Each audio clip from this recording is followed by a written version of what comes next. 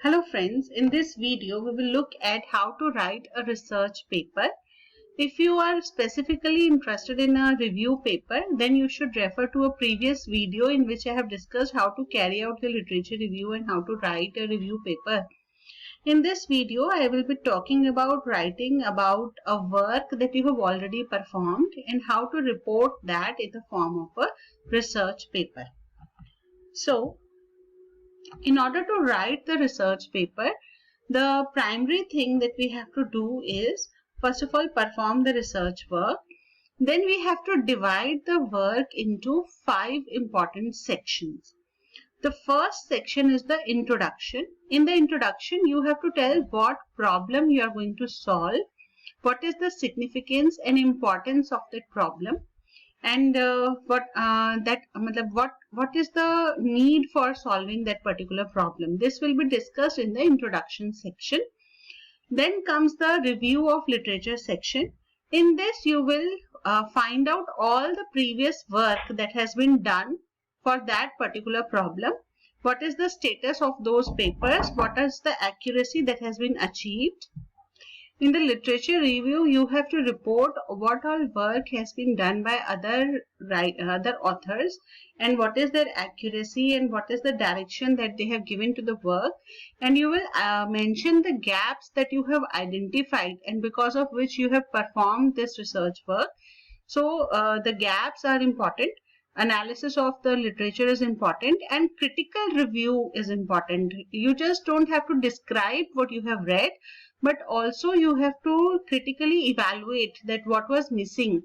And in case you don't have some points from directly in your mind, what you can do is you take from the original research paper itself, you mention what is the accuracy they have achieved, and in the conclusions the author themselves must have mentioned the limitations of the system. So that will become the critical review that you have collected, that what are the loopholes in that system which was implemented. And you can also mention that how your system is going to overcome. This we will do when we will come to the problem definition. After the gaps have been mentioned and the state of the art has been discussed, in the next section, that is the third section, you will mention the exact problem and what are the objectives you are going to solve for that particular problem. And then comes the research methodology, that is what are the steps you are going to follow in order to solve the problem.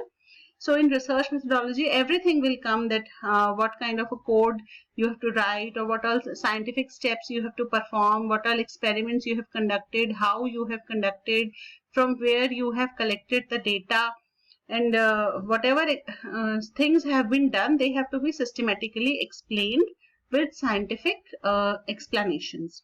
And then comes the results and discussions, which becomes the fifth section of the paper, in which you will mention what are the results that you have achieved, and you will compare your results with other authors' work, and you will tell that you will also analyze the results, that is what are the things that have been covered, up to what accuracy level, and what are the things that are still needs to be improved upon. And then comes the conclusion. In the conclusion, you will mention briefly in one paragraph what all you have done.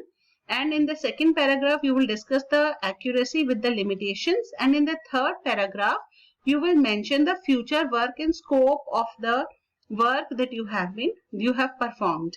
After you have written all these 6 sections, in the 7th section, you will create the references. The references have different formats, like it can be APA format, it can be IEEE format, it can be in any of the multiple formats. And then we have the abstract at the beginning of the paper. The abstract also has a structure. So first 2 lines of the abstract will be from the introduction. Then the next 2 lines will be from the review of literature. Next 2 lines will be from the problem definition and the research methodology. The next 2 lines will be from the results, and the last line will be from the conclusion. So this is the structure that you need to give to your abstract so that it becomes useful and meaningful. The title of the paper should reflect what has been done. It should not be so broad that it looks like, okay, so much work has been done and you have performed only a small work. And it should not be so narrow that your whole paper is not covered. So you have to give an appropriate title to your research paper so that from the title we can understand what is there inside the paper. Similarly, the abstract is a window to your paper. People will first read the abstract, and if they like it, only then they will go to the full paper. So I hope this video is useful to you. If you like my channel, please subscribe and refer to your friends. Thank you very much.